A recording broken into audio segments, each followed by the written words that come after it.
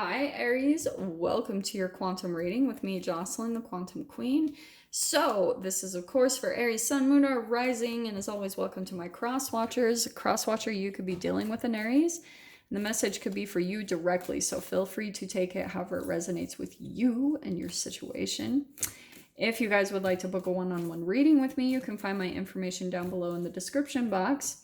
And just wanted to say thank you for liking, subscribing, and thank you for all the good karma donations. I appreciate that so much. Oh, okay. This is fun. Aries, I do want to say there's like a new interest coming into you. Okay, this could be a new love interest. Or, okay, Maiden of Cups, that can be a new crush. Here's creative ideas and dreams. So, positive news.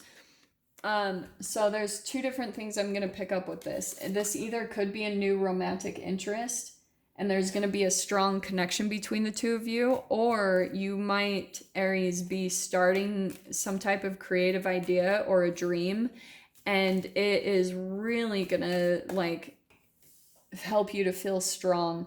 The fortitude or the strength card is all about making friends with your fears. So a lot of it is shadow work. So I do want to say is that this person coming in, like, there is something here about you either feeling a strong connection with a person, or there's this new thing that you're starting that makes you feel very strong. Okay. And we've got the King of Wands. Okay. Yeah. Aries. And that's funny. Don't get caught up by the gender, but that's your freaking energy, right? That's wands, that's fire.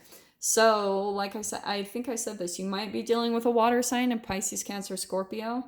But if not, there's probably a passionate and a emotional connection that you have with this person, and it's very strong.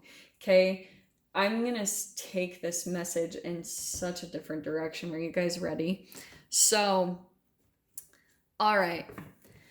Aries, if you are feeling a very strong sexual connection to a person, and I'm saying that because of the King of Wands, that can be passionate, sexual.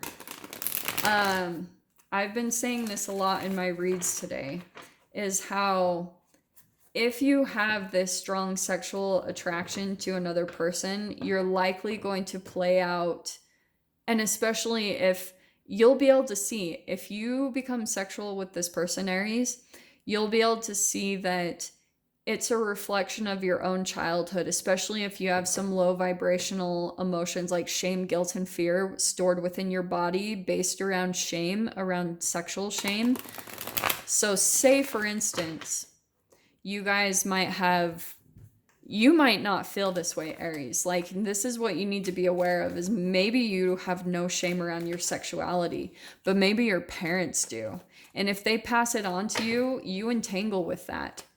And that's why, Aries, okay, this is why I'm saying that, because, okay, I'm going to take from this card. What's happening is we've got the Four of Pentacles. That's selfish. So it could be, Aries, someone that you've been dealing with, or, and I'm saying this with love, it could even be you, where maybe you pull back emotionally, like you maybe have this fear of getting close to people, and that's maybe what you're alchemizing, that strength or that fortitude card, right? I talked about how that's alchemizing the shadow, that shadow work, becoming friends with your fears. So that's what I think you're going through right now, is there's either people that you come across that are very selfish and they take from you, maybe emotionally and sexually.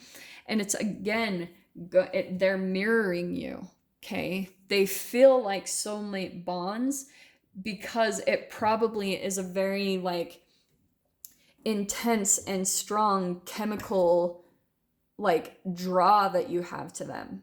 So if you're experiencing that, then, like I said, it's probably a reflection of how you're going to go down the same path and play out a lot of your shame, guilt, and fear emotions that were passed down to you from your parents. This is how much the shadow can suck, because this really does happen. And that's why we've got next, look at this, the Five of Pentacles. That's that fear of rejection, being shut out in the cold. So some of you might shut people out first because you're afraid of getting hurt. And so you do it first before anyone can do it to you. And we've got the Strength card again. So, and I want to pull out this Two of Wands. So there is again that sexual connection that comes in between you and another person. And I think what happens is that you end up in this disappointment. And then what happens, this is so specific. Then what happens is, Aries, either you or the other person, take this however it applies, but one person maybe becomes a little bit more emotionally attached, and then it pulls into this, the like lack of communication or student energy, right? This can be manipulation. This can be like an immature, like someone maybe just like ghosting or doing something immature like that. But it turns into this rejection, abandonment cycle, okay? With you, look at how we've got 2 2s there. So this is all about partnerships that you get involved with, Aries. And so this is why you're feeling this strong connection to these people, is because I've been talking about this on a lot of my videos. I talk about it constantly. But Aries, I always talk about the oral anal phase of development, like 0 to 18 months of infancy, where if you entangled with any type of shame, guilt, and fear with your parents at that age of development, you take on those same exact brain chemical releases. They're actually called mirror neurons. So if you repeat that cycle, then what's going to happen is you will do the same exact things, but they accumulate over life. So that's why it gets kind of tricky. You're like, Jocelyn, I don't have anything similar to my parents' life. That doesn't matter at all. Our generation is going to look different because we're having an accumulation of these vibrations, of these brain chemical releases, and they're accumulating in the cells. And that's why it's creating bigger manifestations into our relationships and into our 3D reality. So that's why you guys are probably going to turn into this whole cycle, and it's getting more and more extreme as you get older, because it's a reflection of everything, your shadow that you're dealing with, that your parents passed down to you. It's that karmic energy that gets passed down to all of us. And then what happens, this is what's cool though. So once you pull into this dynamic, you kind of lose yourself, right? Because this is the Ace of Cups. That's always my self-love card. And so maybe you stop taking care of yourself because you become so enveloped by the addiction that you have to someone kind of like shutting you out the cold and rejecting you, and someone like ghosting you and pulling their energy away, because at the beginning they sucked you in from the first place. They like kind of did an energy vampire thing. And so then you tend to lose yourself, like you start taking care of their needs over yours, and then you lose it. But this is what's cool, is we've got this Ace of Cups and the Maiden of Cups. That's all about new beginnings, Aries. So this is what I'm going to pull into next. So this might be a whole cycle that you've either been used to, or it's a relationship that you're dealing with currently. And maybe for some of you, you're just trying to figure out, maybe you see this cycle and you're like, how the hell do I alchemize the shadow? Like, how do I do that? I am going to make videos about this, by the way, because it's becoming a very popular question. But what I'm going to tell you, Aries, is you need to become your own nurturer and your own energy supply. This Ace of Cups, that's all about self-love when it's straight up. And so if you lose yourself in connections, it's where you always have to get back in alignment and in tune with yourself by practicing self-love habits. So I've been talking about this in every video, but I feel like because everyone's kind of going through similar energies, I feel like with this Pisces full moon, and now we have the Libra new moon. And so this is all about new beginnings that are coming into you. But what I think, Aries, everyone's going to be different. But whenever I go through these modes of self-love, I meditate, I do freaking yoga, I go running, I clean up my diet, I'm already raw vegan, but I go sweat, I cycle through, because that's all vibration. Those cells in your body, they're not just stuck in you forever. You can get them out of yourself. You just have to follow the process. And so this is why, as you go through these cycles, it's important that you get the knowledge that you need, right? To understand maybe some patterns you have, right? Some cycles that you go through, the type of people that you attract, a pattern there, seeing the pattern. And then once you get the psychological awareness, then you can start applying all the knowledge, right? You can start actually practicing the wisdom. That is what wisdom is. It's the application, it's self-mastery and self-discipline. So Aries, I think what you need to do is just start applying it. And I'll tell you, seriously, it's almost immediate. The second that you start focusing on your self-love, it almost happens instantaneous that you come back into connection and alignment with yourself. It's incredible. So, and the other thing I do too is I go out and spend time in nature. Like I like going by streams and in the woods, like close to water and places like that. And you entangle with that pure energy. It's really beautiful. It nourishes you and it heals you. So that is one thing. And also the sunset. I always talk about that one. Go entangle with that shit, because that's photons of light that you're absorbing into your body that raises your vibration.